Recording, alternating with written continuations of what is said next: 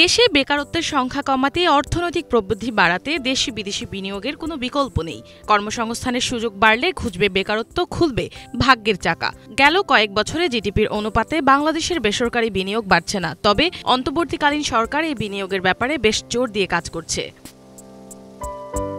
গত বছরের ৫ আগস্ট রাজনৈতিক পট পরিবর্তন ও শিল্প কারখানার সংঘাতের পর বিনিয়োগ পরিবেশ নিয়ে ব্যবসায়ীদের মধ্যে তৈরি হয়েছে উদ্বেগ। এই পরিস্থিতিতে বিদেশি বিনিয়োগ বাড়ানোর জন্য সম্মেলন আয়োজন করেছে অন্তর্বর্তীকালীন সরকার। তারই অংশ হিসেবে আন্তর্জাতিক পর্যায়ের বিনিয়োগকারীরা এসেছে বাংলাদেশে।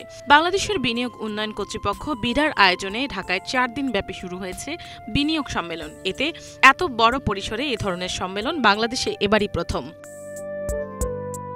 ছাত্র জনতার অভ্যুত্থানের মধ্য দিয়ে বদলে যাওয়া বাংলাদেশের চিত্র তুলে ধরার লক্ষ্য নিয়ে আয়োজিত সম্মেলনে যুক্তরাষ্ট্র, চীন, জাপান সহ ৫০ দেশের ৬ শতাধিক বিনিয়োগকারী অংশ নিয়েছে। সেখানে চুক্তি হতে পারে নাসা, বিশ্বব্যাংক, ILOর মতো সংস্থার সঙ্গেও। সম্মেলনে বিদেশি বিনিয়োগকারীদের মধ্যে ৫ জনকে দেয়া হবে পুরস্কার। এর মধ্যে একজনকে বাংলাদেশি সিটিজেন অফার করা হবে। বাংলাদেশের বিষয়ে বৈশ্বিক বয়ান যে অবস্থায় থাকার কথা তা সেখানে নেই। সামগ্রিকভাবে বাংলাদেশের উন্নয়নের লক্ষ্যে ভালো কাজ করার সুযোগ আছে বলে মত বিডার। এই সম্মেলনে ব্যাপক সাড়া পাওয়া গেছে, যা দেশের জন্য বিশাল অর্জন বলেও মনে করেন বিডার চেয়ারম্যান চৌধুরী আশিক মাহমুদ বিন হারুন।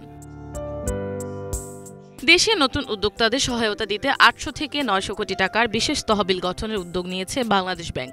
শুধুমাত্র স্টার্টআপ কোম্পানিগুলোকে এই মূলধন যোগান দেওয়া হবে। সামিটের স্টার্টআপ কানেক্ট সেশনের আলোচনায় বাংলাদেশ ব্যাংকের গভর্নর আহসান এইচ মনসুর একথা জানান।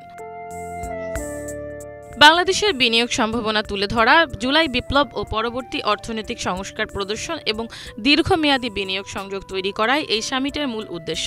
এছাড়া বিনিয়োগকারীদের আকৃষ্ট করার পাশাপাশি দেশের ক্রমবর্ধমান অর্থনৈতিক পরিস্থিতি তুলে ধরাও হবে এই সম্মেলনে।